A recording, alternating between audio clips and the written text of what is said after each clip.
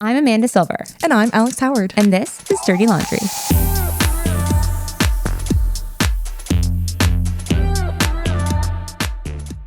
So we talk a lot about women being prepared, financial literacy, all of that. Sure. But I was thinking about the Schitt's Creek episode. Oh, good. Where with the emergency Birkin bag. Did you see that? Remind me. Oh my God, it was probably one of the best scenes of that show. Okay, tell me. Where Moira Rose, Sure. The one and only, was talking to her husband because David had run away. And I'm trying to remember the scene exactly. But she was worried that he took the emergency Birkin that she was going to pass down to her daughter. Oh. Because she said it was passed down to me from my mother, who's given it by her mother, just in case you need to leave your husband in the middle of the night. Hilarious. Oh. Take the emergency Birkin and you sell it. Amazing. And she's like, David's not going to need it, but we know Alexa will. Yeah. Everyone needs an emergency. Everyone needs an emergency Birkin bag. Yeah, And I mean, it's just sort of a fallback. It reminds me of like the old coffee tins that people would hide money in. Exactly. I mean, it sounds deceptive because you go into a marriage, you go into a relationship trying to be transparent. Yeah. And like everything's all like lovey-dovey. And why would I need to hide money? We're not saying you should hide money, but have your own. Yeah. There's a difference between being sneaky and being independent. Yes. Yeah.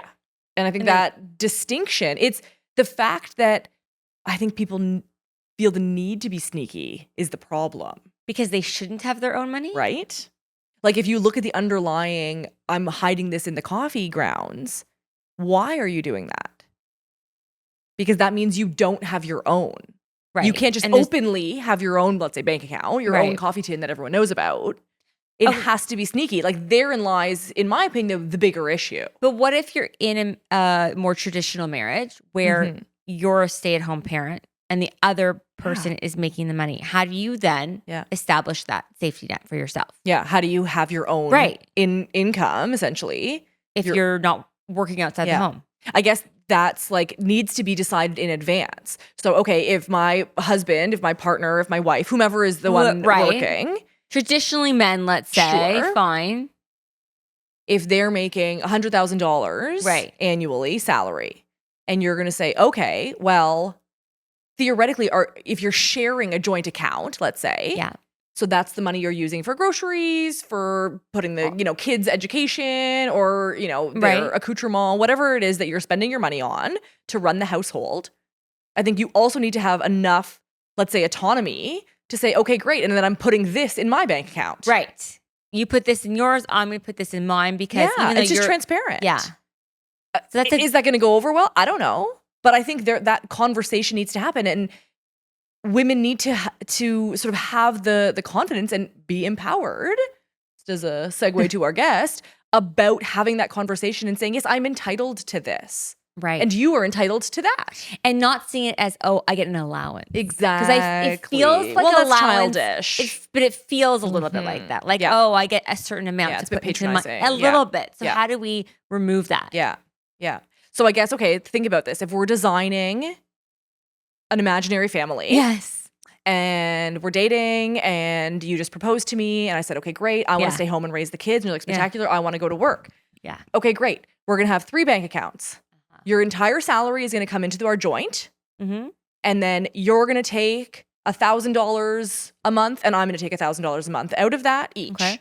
And everything else is communal for the running of the household. We make joint investments together. Exactly. RESPs, what have you. Yeah. We each take the same amount. The same amount into our separate accounts to do with as we so choose. Right. If you want to, buy a new Birkin bag, Godspeed, save up your monies, and there you go. Save it up for 2 years. Yes. If I want to, be like, okay, well, great. I really want to have a gym membership. Okay, that's going to be me. Or I really want to buy something for the person. Or I want to take a weekend getaway to the spa. Great. Right. That can be on my own bank account. Yeah. So just because the income is coming from one party doesn't mean it's not for the household. And that needs to be agreed upon, obviously, in advance. And you don't want to have to run every purchase by your partner and be like, oh, did you notice? Yeah, I just spent, a couple $100. Sorry, but I deserve it. And that is the decision we made as a family, right? As our partnership, we decided this. So maybe it's not $1,000 a month. Then that's extreme. But whatever it is, that is. In comparison to the income. But as long as it's equal.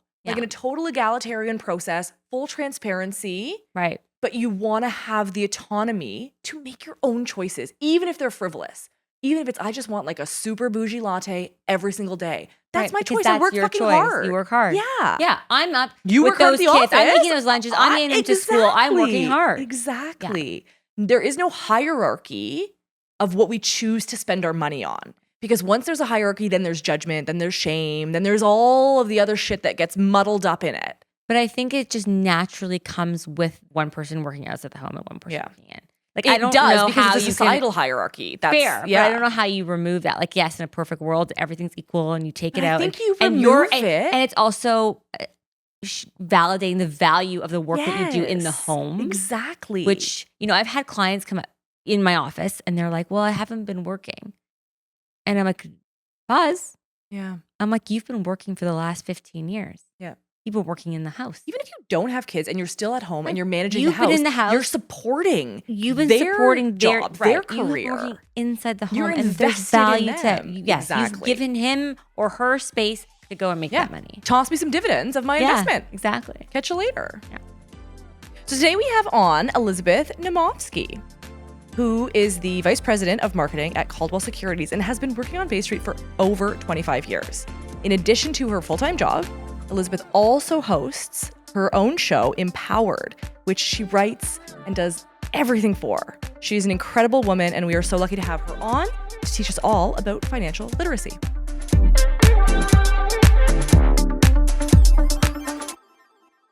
Well, let's just get right to Welcome, it. Elizabeth. We're so delighted to have you on. We are always so excited to talk about finance, especially as it pertains to women.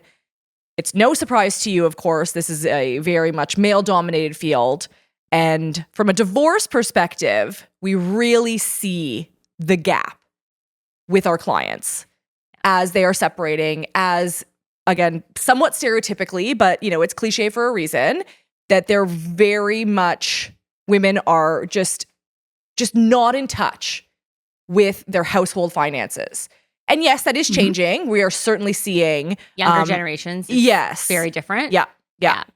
A lot more, I would say a lot more of my clients now than earlier on separate finances entirely. From the out of the gate. From the get-go. Yeah. They do their own thing. I often tell people, a lot of women think that I'll just leave the finance to my husband. Yep. And I'll be well taken care of. Mm-hmm. And no matter how wonderful of a relationship you're in, no matter how happily married you are, you always need your own bank account because, you never know. All you have to do is step back and see what happened during COVID. Yeah. How many women that were going to work and that was their sanctuary were they were at home with their abusers, self-isolating, and didn't have that out. But if they had that extra bank account where they just squirreled away some money, some emergency money, it would have been a lot easier for them. So I'm a huge believer that regardless of how wonderful your relationship is, you always need to have your own bank account. Joint as well, but you always need your own. Mm-hmm. Yeah, no, that's really good advice. So as a woman in this industry, how did you find yourself here? What inspired you to take a route in financial work? And to television. I mean, you're the first TV host that we've had on. So DL first. Okay, so my journey was pure serendipity. I went to school for television broadcasting. I had no interest in working in finance. I loved working in the control room with the stopwatches and the 30 monitors and doing live soccer or live whatever it was. Like I loved the adrenaline of that. I started my career at Omni Television, which is now, it was called Channel 47, Cable 4. Yes. And now it's called Omni Television. And after I was there for a few years, I actually went to go work at Canada's first daily business show. And the only reason why I left was because I wanted to make more money and there was a $10,000 difference in salary. And to me, that was enough of a jump back then to take this new job. And it was supposed to be a shorter gig. It ended up being 8 years. But after the 8 years, they basically said, you know what, we're closing down the show. I worked for Southam, and Southam had the show on CBC News World. And after 8 years, they closed it down. And this was around 1997, where the internet was just starting to rear its head, right? And the internet was starting to come on. And at that time, a lot of different places were starting their own, they didn't call them podcasts back then, but they were their own television stations or whatever. And I didn't understand how to make money in the industry where you had X amount of advertisers and you had, let's say, 5 major television stations. I could be wrong with the number. But now all of a sudden, with the internet coming on, you've got, you had the movie network, HBO, CP24 was launching at the time. And so now you've got more television networks coming on, and then you had the internet television networks coming on. So I didn't understand how to make money because I figured you had the fixed X amount of advertisers that were constantly advertising with the 5 networks. But now you had, 50, 100, I don't know how many stations there were. But to me, it just felt like the market was diluted. So one of the things I did was a lot of the reporters the producers and reporters I was working with, they said, you should go get your Canadian securities course because it'll really help you out with the financial aspect of it. And so as part of my severance, I asked if they could sign me up for the Canadian securities course. And then I started asking a lot of our guests as to, whether they were hiring, because I really didn't know what I was going to do. Yeah. I wasn't sure whether, do I go into PR? Do I, finance? It actually scared me, all those numbers and everything else, because my brain doesn't work that way. My brain is more of, I look at big picture. I see a lot of the stuff. I'm very visual.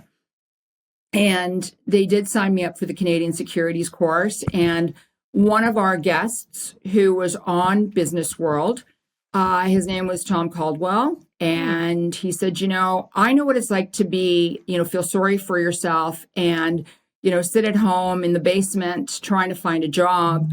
Why don't you come and network out of our, Bay Street office? At least it'll get you dressed up. It'll allow you to network with people, and it'll get you out of the house talking to other people so that, you see other perspectives and everything else. And in the meantime, I was still taking the Canadian securities course. And after about 6 weeks, they offered me a job, and my day job, I'm still there 27 years later. Oh, wow. 27 years. Wow. That is amazing. So just total happenstance, and you love it. You know what? I love it. It's got ups and downs. Finance is emotional. There are, good days and bad days. But yeah, if I've been there for 27 years, then I surely enjoy it. Yeah. But it's also allowed me, one of the things that I've done throughout as well is I was, hosting a show on Rogers Cable 10, an hour live phone in about financial literacy. I was, I hosted another one, Toronto Speaks Personal Finance. And then I started Finances Personal, which became a YouTube channel. And then I started Empowered, which will be on the News Forum network for a year now in May.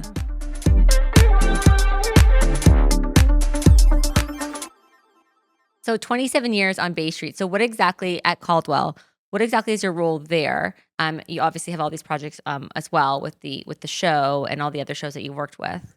So I'm vice president marketing at Caldwell, and so my outside business activity is my television show called Empowered. And I'm very passionate about that. I've always been passionate about financial literacy for women. I've always been passionate about helping women and trying to get them to that next level. And so that's just my passion outside of the office. Yeah. And what is this is a big question, so feel free to walk it back. But, what is that number one piece of advice, that tip that really fires you up that you want women to know? The thing that I think every woman should do is ask questions. Oh, okay. We need to inform ourselves and not assume. Yeah. We need to ask questions because number one, we live longer than men. Mm-hmm. Number two, we make less than men. So we make 87 cents to the dollar. So we leave a lot of money behind. And then number three, where are you going? Number three, we have a disruptive work environment where a lot of women work, then they stay at home with their children, they go back to work. So men's trajectory for their careers, it goes straight up. For women, you go, it's up and down. And especially now with technology, you look at all the technology that's happening right now. If you were to stay at home for 6 months to a year, and you're not really catching up and reading things, you're going to be behind quite a bit. To me, I think the most important thing is asking questions, but also surrounding yourself with really incredible women. Because I can tell you, I know that I'm never going to fail. And it's not because I know everything. We all have our own specialties, but you know what? If there's a situation that I don't know about, I'll reach out to you. I'll reach out to, this friend. I'll reach out to that friend. And so before I make a decision, I ask all the questions and I go to the people that are, either in the know or experts in that particular field or that particular situation. So I think the key is, number one, surround yourself with really incredible people. Number two, ask a lot of questions. And I think I can say number three, have your own money as well, because you need that in case you get into a really bad situation where, you need to escape quickly or change your life quickly. And in our line of work, a lot of women find themselves in that position where, yes, in hindsight, they should have had their own bank account. They should have, prepared themselves maybe, but they didn't for whatever reason. Maybe they did just trust that things would be fine. They go into a marriage. You don't think about, this person is it ending, right? And so, he's taking care of all the finances. Great. I don't have to worry about it until you do. And I'm also really empathetic because as women, we are dealing with a lot of other things. And so the divide and conquer sort of mentality makes sense, right? As you said, you're not the expert in everything. You surround yourself with a team, essentially, your own almost like personal board of directors. And they all have these different strengths. And I feel like in a marriage, it's similarly, you want to be in a partnership situation where you can rely on your partner to do some of the tasks, and then you yourself, some of the others. And so it becomes really difficult when relationships are ending, when marriages are ending, and all of a sudden you don't have independence. You don't have the sort of autonomy or the empowerment to choose what you want the outcome to be because of the circumstance you got yourself in. And also choose, maybe you might not have the freedom to choose what you want to do next. It's if you've been a stay-at-home mom, for example, I was a stay-at-home mom for a number of years. I switched careers to be in that position to switch and to be like, what am I passionate about? It's not everyone is able to do that. Everyone is able to be like, you know what? I am going to go back to school and I am going to follow this passion. You may not have that option. And especially if there's kids I think it's important because a lot of times, there are women who say, I don't really care about the finance. It's not my thing. But if you don't have to care about it, but you should know about it. Yes. Ask Agreed. questions. I think that's where's our money going? Is it joint? What is happening with our money? What bills are we paying? I was just speaking at Heart House in last month. And I was saying that if you are in an early relationship with someone, what you need to do is sit down and talk finance. How much debt do you have? How many, what are your assets? How much money do you make? What are your monthly payments? Because if you are going to be living with this person or marrying this person, you need to know all these details, because if they leave and they have a lot of debt and you're married to them, you're also responsible for that debt. And I think I work a lot with newlyweds and new couples, and I'm always encouraging a marriage contract, right? We don't have to call it a prenup because that comes with its own baggage and all the stigma around that. But yeah, be really smart. People are marrying later in life. They do have assets. They do have debt, whether that's student loans or otherwise.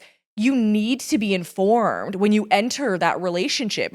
I feel like no difference than saying, how many partners have you been with? Do you have any, sexually transmitted diseases I should know You ask is there mental health issues in your family? Exactly. What are the medical issues? Like you find all of this stuff, but finances is always this, like, you don't go there. It's a dirty thing. Women aren't taught to talk about it. They're not taught to ask questions. It's improper. It's unladylike. And the narrative is shifting. And that's why I said ask questions. We need to ask the questions. And the other key thing too is, when you are in a relationship with someone, you need to be for each other. You can't compete with each other. Yes. If you're going to be competing with each other, it's almost a disaster. Warren Buffett said the most important investment decision he ever made was choosing the proper partner, the marriage partner. And, that is one of the most important things that you can do. You don't want to be with somebody who's going to put you down on a regular basis or compete with you. I'm very A-type. My husband's competitive as well, but we put each other first. And since we've been together, I've won a whole bunch of awards because if I come home from work and I say, I have to write this speech, he'll say, okay, you sit down, you write the speech, I'll get dinner on the go. Yeah. So it's got to be more of a partnership than I'm doing everything and you're doing nothing and I'm going to keep you in the dark, because that's not helpful to you now or 10, 20, 30 years from now.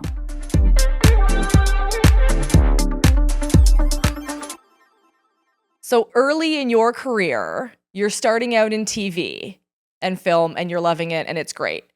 Was there a boss or a mentor or somebody you had early on that gave you this sort of baseline for your financial literacy, your interest in taking control of your finances? Or were you always that way from the get-go?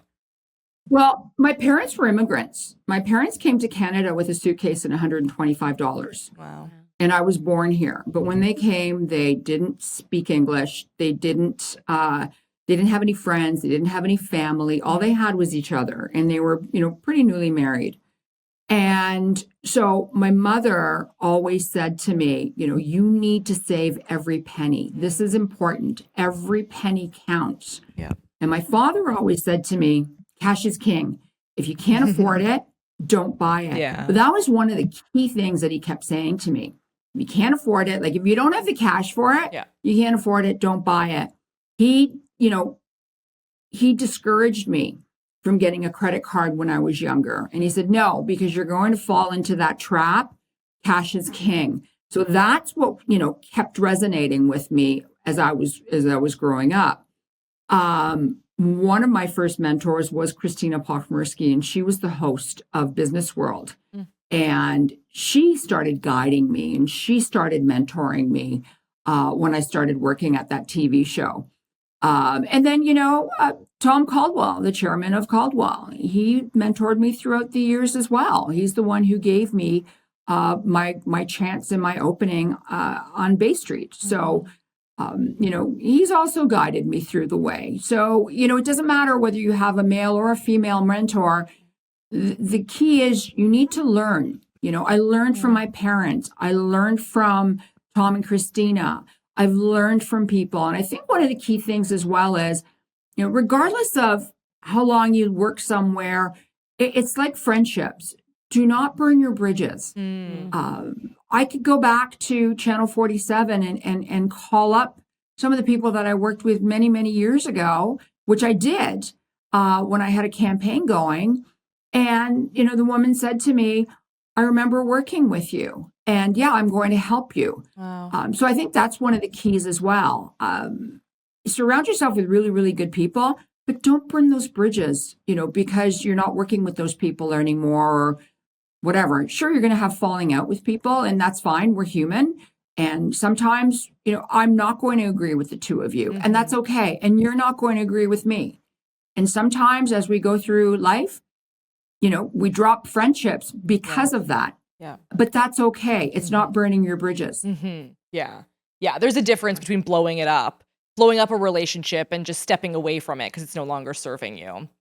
And quite frankly, that goes for marriages as well. I was just thinking, exactly. That goes for all types of relationships as well. Yeah. So a lot of our clients, as we mentioned earlier, they're getting back into the workforce later in life. So whether it was because they were staying at home with the kids or their career took, a bit of a back seat to their partners, to their family, etc. What advice would you give somebody starting out almost for the second time? Yeah. Starting fresh, but later in life. Oh, you know what? That's a tough one. I think mentorship is really important.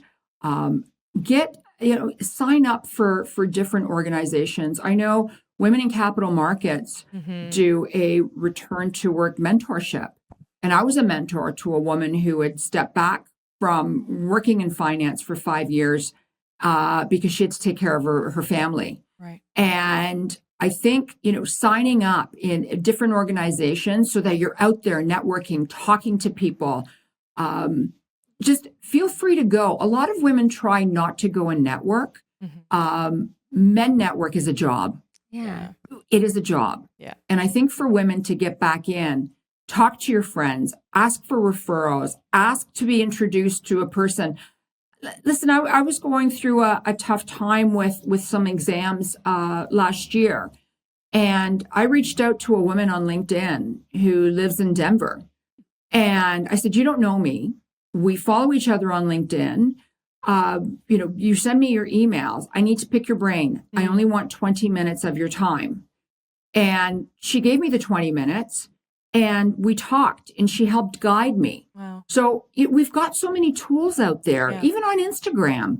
I've spoken to many young women in university and they've all reached out on LinkedIn and asked whether they could have a coffee with me. Yeah. Put yourself out there and start, trying to see people and talking to them. It's really difficult now with the job market because, it's all online, right? Right. You're not getting the response that you used to before when you would call a corporation and they would say, we filled the job or yes, you're the right person that we're looking for. We don't have that intimacy anymore when it comes to job hunting. We don't have that pick up the phone and talk to a human being because everything is so automated now. Yeah. So it makes it so much harder. And imagine if you are a little bit older than, let's say, the 20-somethings out of university who are now networking. And then you've been home with kids as a mom and now need to go out into the business world. You have to have a lot of confidence to do that, right? And it's not easy. Oh my goodness. The confidence level has to be high. And I think that's one of the problems as well. But one of the other things you can do is volunteer. Go and volunteer. And when you're volunteering, you can network with the people. But you know what? You're absolutely correct, Amanda. You need that confidence level to be able to go up to somebody and say, hi, my name is so-and-so. What a pleasure to meet you. What are you doing?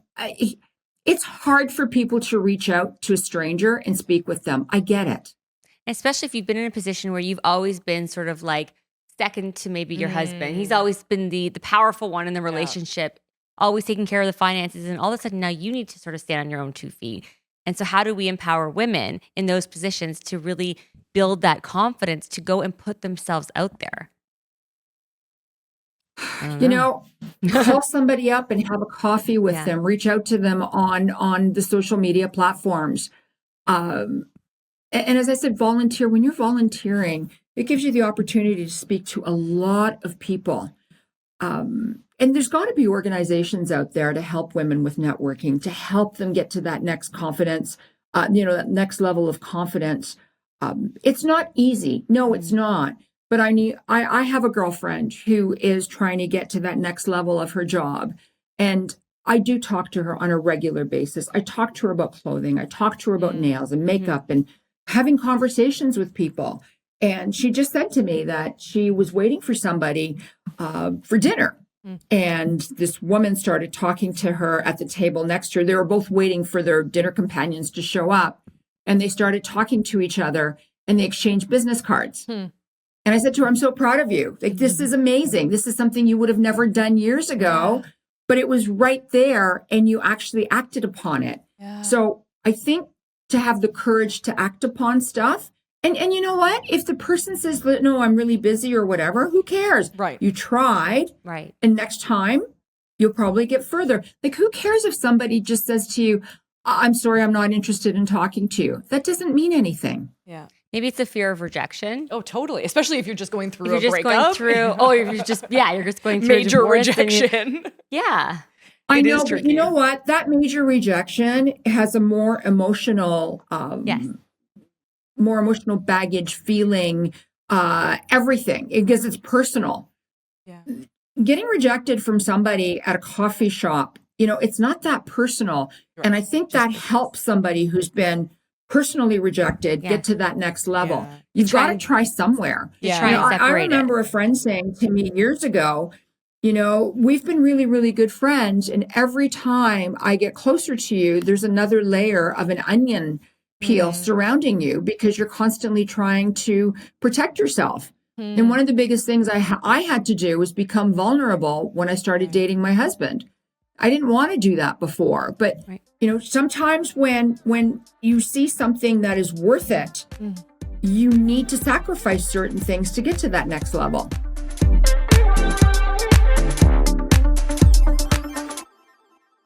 Yeah, and I like what you say about volunteering and mentorship. And I wonder, from your perspective and your sort of expertise in this field of empowering, we often as women underestimate the attributes, the qualities, the skills we have. I almost feel like if we could, instead of looking for a mentor, look to be one to somebody else and realize how much you have to offer, it would probably bolster your confidence to then go out and approach someone to ask them to be your mentor, because you've realized that you actually have value.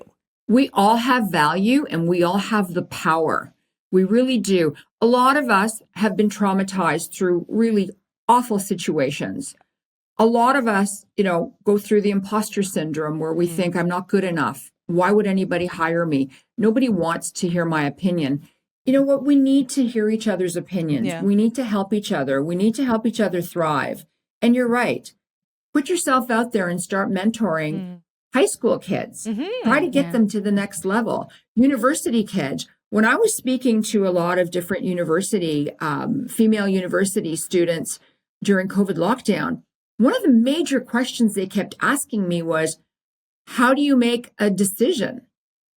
And I said, well, I don't understand. Wow. You just make it, Nike it, just go ahead and do it. And they said, well, what if it's wrong? And I said, so who cares? You realize that you're going through the wrong path, then you change your decision to get yourself onto the right path. Yeah. And that's okay. And I said, making the wrong decision, it's okay to fail. Everybody's so afraid of failing, but it's okay to fail because we learn from it and it builds upon our foundation for success. And we need to learn from our failures to make us who we are and make us successful.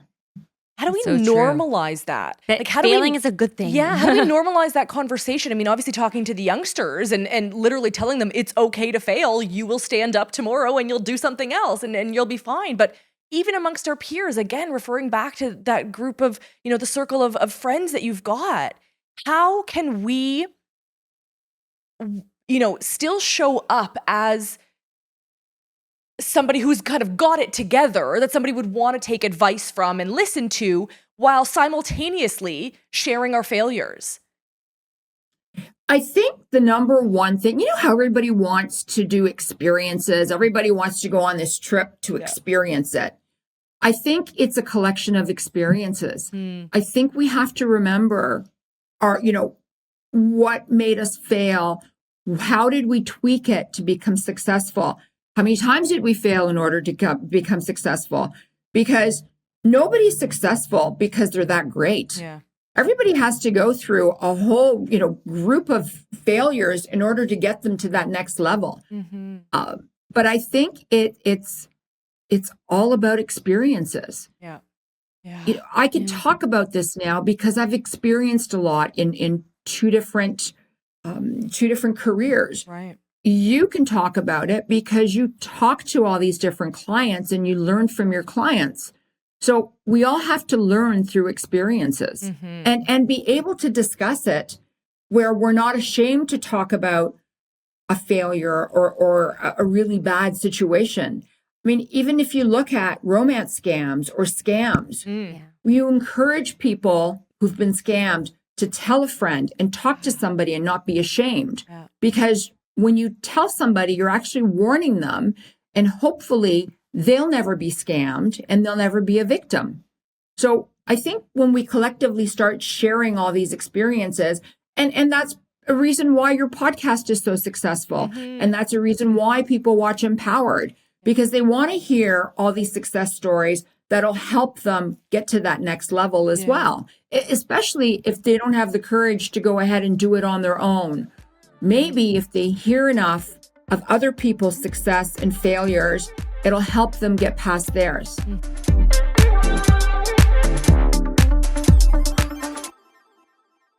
I almost feel like women especially in your industry, in the financial industry, feel that they need to prove themselves because it's a male dominated, industry.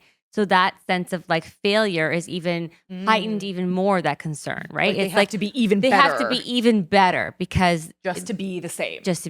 Yeah. But as women, we've always done that. Yeah. We already know better. Yeah. Is male dominated. It's not just finance. It's television broadcasting. It's lawyers, analysts, capital markets. Like you can go into any industry and they're all pretty much male dominated. Yeah. They're certainly making more, as we've already talked about. Do you think it's important for women to talk about their failures whilst they're in it, or to sort of be able to navigate out of it and then share after the fact? Because I find a lot of these success stories, it's like you navigated, you figured it out, and now you're good. Now you're sharing. But sometimes I kind of want to hear about, I'm in the weeds and I don't know how to get out. Who's around to help me?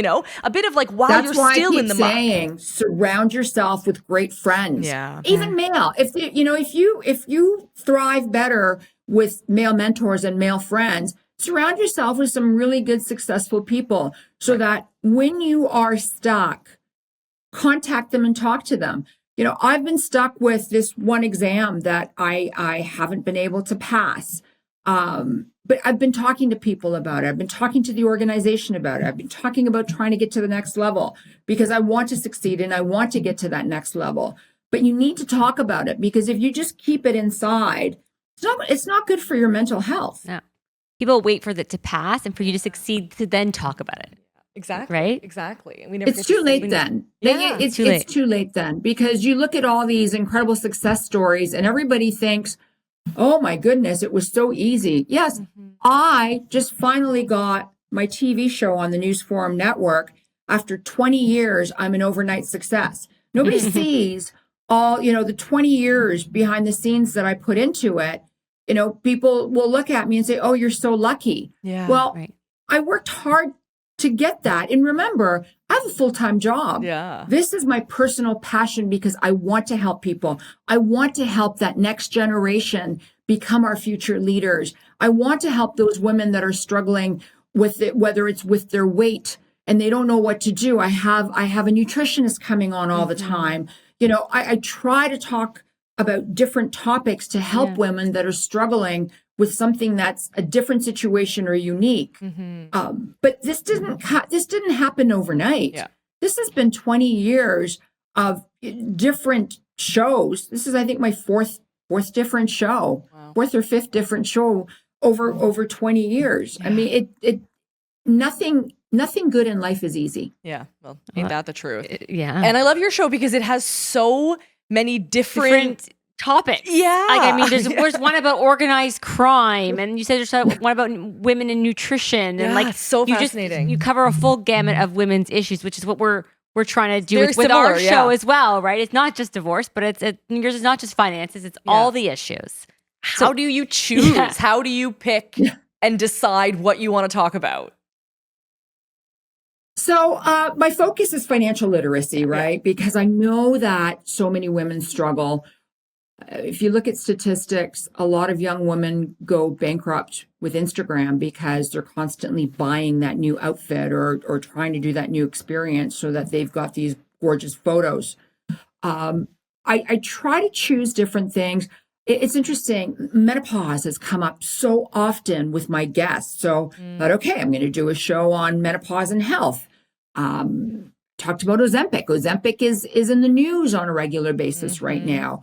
Rogers versus Rogers, #1 selling book right now about the Rogers Empire and when they were buying Shaw. Women in finance, women with vitamins. I choose topics that I think will help people, whether it's with their health, with their brain. I have a great roster of women lined up coming on the show in the near future, and you guys are coming on as well. Very excited. I'm excited too.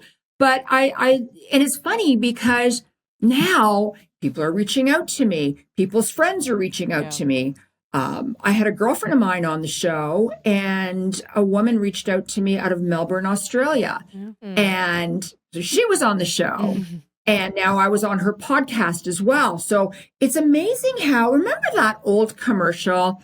And she told 2 friends, and she told 2 friends, and so on and so on. And that's what's happening. I've got, people reaching out to me talking about women in mining. I think it's important to cover all aspects that are important to women. Some may be more important to some women than others. Some may think this I don't care about this. This has nothing to do with my life. But others, it might just evoke some sort of a passion. So I try to cover as many different topics and items as I can. And to some, they may think, well, this means nothing to me. And somebody else, it may touch them and just change their life forever. Yeah. And you never know which one is going to have that effect, right? If you just touch one person, it's all worthwhile. And what I like is, I like to think that women are so multifaceted. We have such varied interests, and we're predominantly being spoon-fed a narrative that's from a male perspective. And you get to flip that on its head. And it's stuff we want to talk about as women by women. And connecting women. I think that's really the key, is connecting women and supporting each other. Yeah, it's so wonderful. It's such a great platform. Thank you. So the reason why I did that, when I started Finances Personal in 2018, I decided to only host women, because every one of those TV shows that I was watching with talking hosts, it was all predominantly male. And I thought, women need to be heard. We need a voice. And we're smart. And sometimes smarter, a lot of times smarter. Yeah. And I wanted to give women a voice so that they could talk about, being an executive in marketing, or CFO of an exchange, or being a child bride and coming to Canada thinking that you're going to be going to university, but you get pregnant, and then you're in an abusive relationship with your husband and your in-laws, and now you escape the marriage to find a better life for your 2 daughters and yourself. Every story resonates with someone, some more than others, but I think every story and every voice needs to be heard. And that's what I wanted to do. I just wanted to give women a voice and help mold our female future leaders, because they need to be better than us, right? When we step down, they're in charge. Yeah. They need to be bigger and better than us. Yeah. Well, thank you, Elizabeth. This has been such a wonderful conversation, so informative. You have immense experience, and we are all going to tune into Empowered, because we have a lot to learn from your very diverse guest roster, and we're excited to see what's coming down the pipeline for you. Thank you so much, ladies. I really appreciate it. And thank you for having me on. This is a wonderful podcast that you're doing. Thank you. I know that you're going to help a lot of people, male, female, of all ages. And I think what you're doing is great. So please keep it up. And hopefully we all get more viewers, because there are a lot of people out there that need help. And this is free help. So it's great. Exactly. Thank you, Elizabeth. We'll talk to you so soon. much. Take care. Be well. This episode was written and created by Alex Howard and Amanda Silver, produced, edited, and engineered by RTF Productions. Make sure to rate and review our show if you loved it, and give us a follow on Apple Podcasts, Spotify, or wherever you stream your podcast to stay up to date on all upcoming episodes. Thanks for listening, and go easy on us. We're not your ex.